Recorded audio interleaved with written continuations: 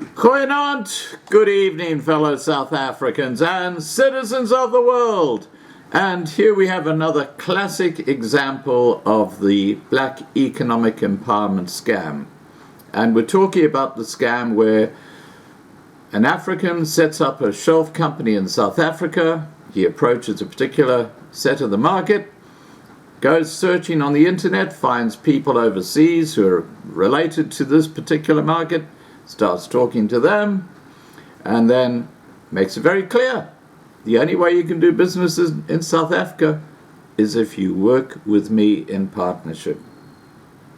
So what happens is the overseas entity brings the shelf company, which has got absolutely no assets, got nothing, into the deal so that the overseas company can start selling product to government departments, health facilities, public hospitals, or whatever it might be that they want to deal with. This is the scam. And of course, what happens as a result of the scam is where the product, if the overseas supplier had dealt directly with this market, would have been at about 50% of the price. Because guess who's cleaning up on the top? Yeah, the ANC Cadres.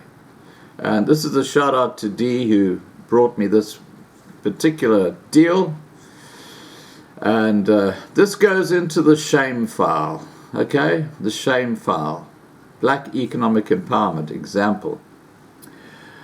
Let me tell you what Dee has to say about this.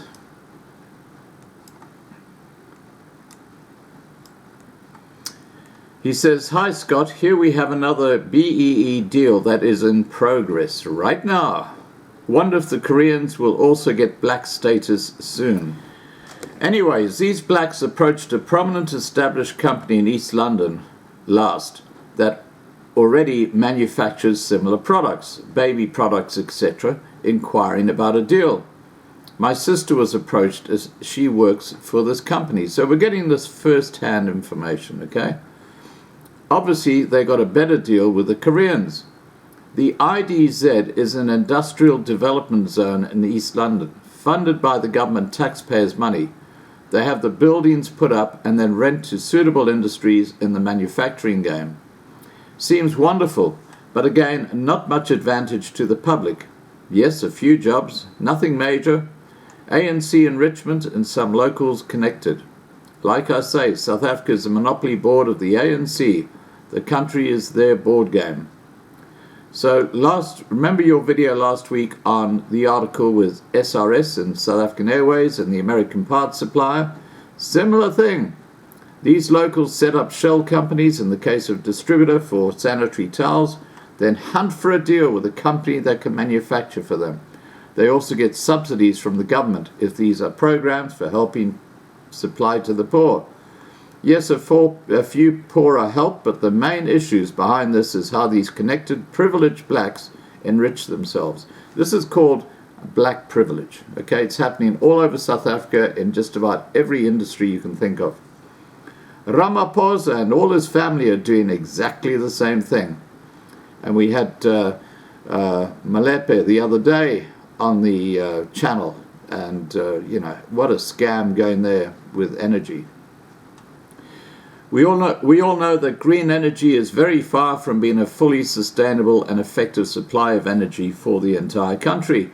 These gangsters know it, but are taking advantage of the South African public for their own enrichment, happening in many countries around the world. This black monopoly board game, South Africa is.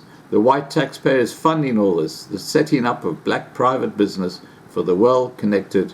And I'm not going to say what he says, but it's a few four-lettered words, and I think it's quite appropriate, but I better not say them. Okay, now just remember, before I start adding meat to the bone, that the person who sent me this information, his sister was directly involved in the deal and has confirmed that the reason this Korean company is engaging with South Africa is because of the BEE partnership. Makes this fellow who's got the shelf company, this black fellow, an instant millionaire. Now this is from the actual report. Came out earlier this evening. A high-tech sanitary towel manufacturing plant is on the cards for East London's Industrial Development Zone. According to the Eastern Cape Development Corporation, almost 12,000 square metres has been set aside for the £67 million facility, which should be operational in June next year. ECDC CEO Ndongonzelelo Dlalani said they struck a deal with local sanitary towel distributor Ntombam Sanitary Towels and Clothing and South Korean investor MView Global. He said, "The deal is important in boosting local manufacturing skills development and transfers and in positioning the Eastern Cape as a manufacturing hub."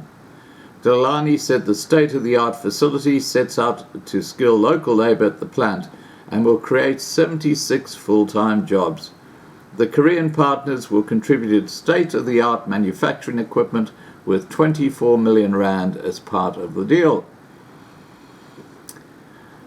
South Africa's MView Global General Manager Min Lee said, "East London is in an ideal location because of its IDZ and port facilities which will aid exports of the product." A major beneficiary?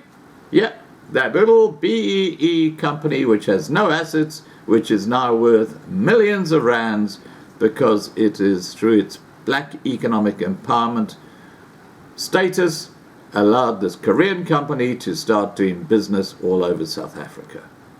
There's the scam. Because, as I always say, John and Lawsy, who lives in the township, would never get this sort of deal. These are guys in the take, these are guys on the know in South Africa, the ANC Cadres.